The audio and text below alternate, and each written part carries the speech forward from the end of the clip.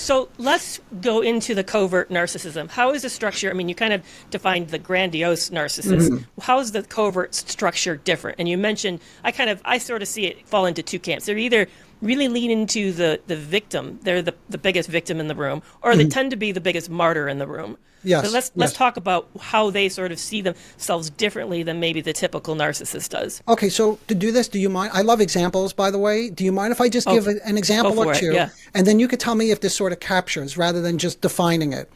So, a prototypical patient, like, in order to protect the anonymity of my patients and my practice, I'll just say this is a prototypical scenario. A patient tells me she got accepted into a prestigious graduate program, and she's quite excited about this, and she spoke to her mother.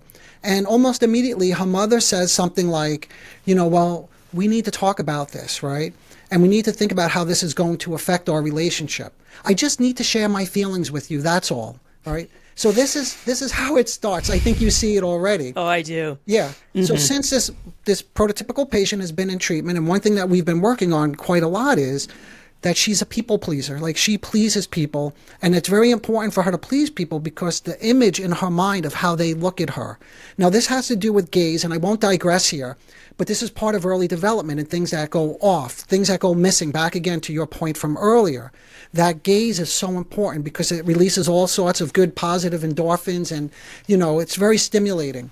So she simply listens to her mother's concerns about her leaving town, to go off to graduate school, and all of what that's going to mean to her mother, right? But as she listened, her mother became more emotional, saying things like she couldn't bear the thought of her daughter, like moving away, right?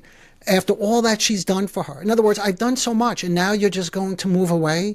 And then the language, and since my patient, this daughter, didn't respond by swooping in and putting her concerns at ease, what we saw were things slowly escalated, like words that are quite catastrophic, like, this is going to be the worst thing ever, or this is going to ruin everything,